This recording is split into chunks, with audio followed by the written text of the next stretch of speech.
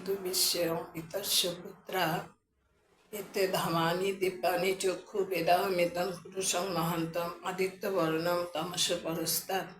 নমস্কার। প্রথমে আমি আজকে রাশিফলটা বলে নিচ্ছি। মেষ রাশি, চলতি পথ ছেড়ে অভিনব কোনো উদ্যোগ আত্মবিশ্বাস বাড়িয়ে দেবে। সন্তানের ভবিষ্যৎ নিয়ে চিন্তার কোনো কারণ দেখা যায় না। অর্শ বা ফিস্টুলা জাতীয় রোগের প্রকোপ বৃদ্ধিতে দুর্ভাগ্য।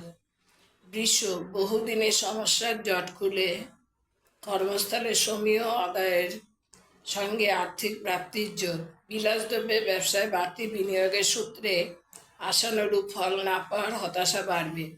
মিথুন, পৈতৃক ব্যবসা সম্প্রসারণের জন্য অর্থের সংস্থান হতে পারে।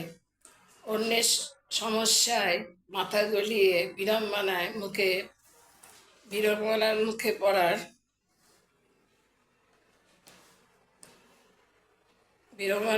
পড়তে হতে পারে। অন্যের দোষ দেখে চুপ থাকার চেষ্টা করা ভালো।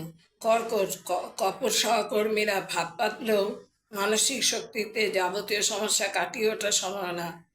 গুরুজনের সঙ্গে সম্পর্ক সহজ করতে নিজেকে উদ্যোগ নিতে হবে। পায়ের হাড় বাড়ায়, চলাফেরায় অসুবিধে। সিংহ, নতুন গৃহ নির্মাণের জন্য ব্যাংকের কাছে ঋণের আবেদন। সন্তানের উচ্চাভিলাষে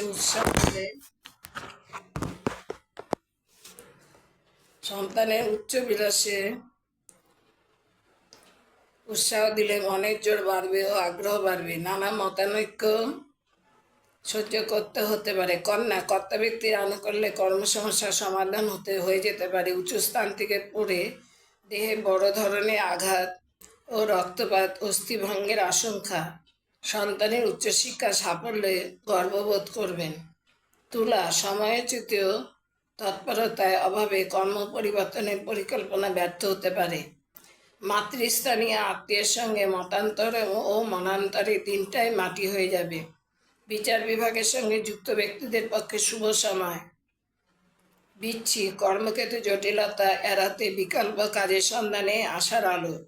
জমি বাড়ি কেনার আগে পরিবারের সঙ্গে আলাপ আলোচনা করা দরকার। ধনু, শত্রু ভাবাপন্ন শত্রুর কুটচালে কর্মক্ষেত্রে অগ্রগতি ব্যাহত হতে পারে। নৃত্য, গীতাদি, চারুকলায় দক্ষতার সূত্রে বাড়তি উপার্জনের দিশা মিলতে পারে। মকর, সম্পত্তি সংস্কার ও নবনির্মাণের জন্য অর্থের জোগাড় হয়ে যেতে পারে। জনসমাবেশে হৃদয়গ্রাহী বক্তৃতায় শ্রোতাদের মন জয় করতে পারেন।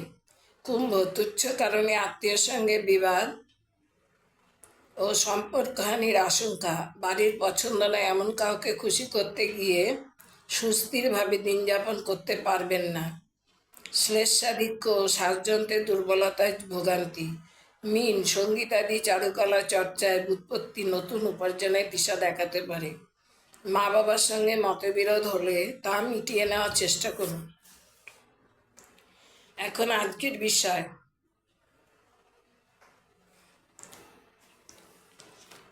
আজকের বিষয় হচ্ছে জাল চিহ্ন। হাতে যে জাল চিহ্ন হয় সেই সম্বন্ধে পড়ব। জাল চিহ্ন অন্য চিহ্নের মতো নানা ধরনের হয়ে থাকে। এখানে চিহ্ন দ্বারা বিভিন্ন ধরনের জাল চিহ্ন বোঝানো হয়েছে। জাল চিহ্ন বৃহস্পতির ক্ষেত্রে থাকলে জাতক অহংকারী, ভুল মতে বিশ্বাসী ও প্রভুর প্রিয় হয়। জাল চিহ্ন শনি স্থানে থাকলে জাতক ভাগ্যহীন হয়ে থাকে। জাল চিহ্ন রবি স্থানে থাকলে জাতক মূর্খ, গ্রহিত, গৌরবকামী, শক্তিহীন ও ভ্রমপথে চালিত হয়। যার হাতে বুধের স্থানে জাল চিহ্ন থাকে সে শট হয়, অবিশ্বাসী এবং তার মধ্যে চৌর্য ও প্রতারণা প্রকৃতিও প্রবল হয়। জাল চিহ্ন যদি মঙ্গল ক্ষেত্রে থাকে তাহলে জাতক সর্বদা বিষণ্ণ, অস্থির মতি ও অসন্তুষ্ট ধরনের হয়। সে সর্বদা নিজের মৃত্যু কামনা করে ও হঠাৎ তার মৃত্যু হয়। চন্দ্রস্থানে জাল চিহ্ন থাকা সত্ত্বেও রবি প্রবল হলে জাতক কবিতা রচনায় নিপুণ হয়।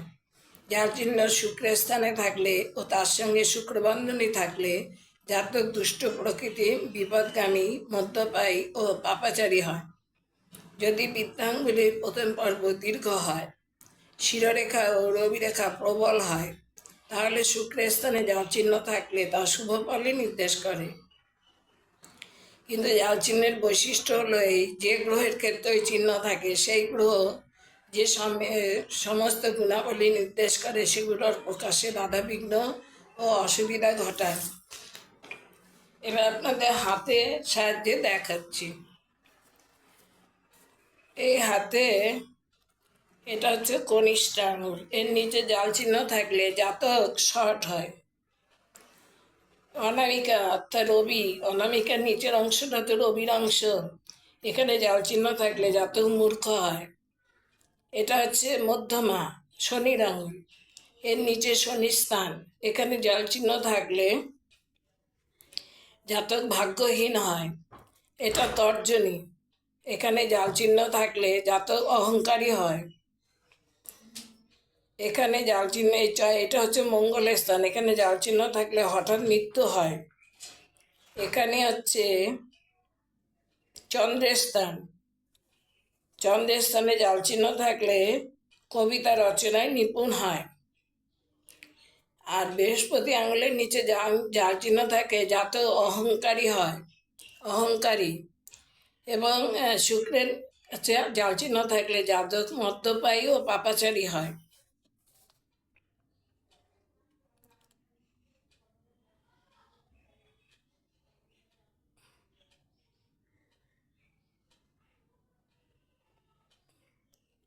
আজ এই পর্যন্ত।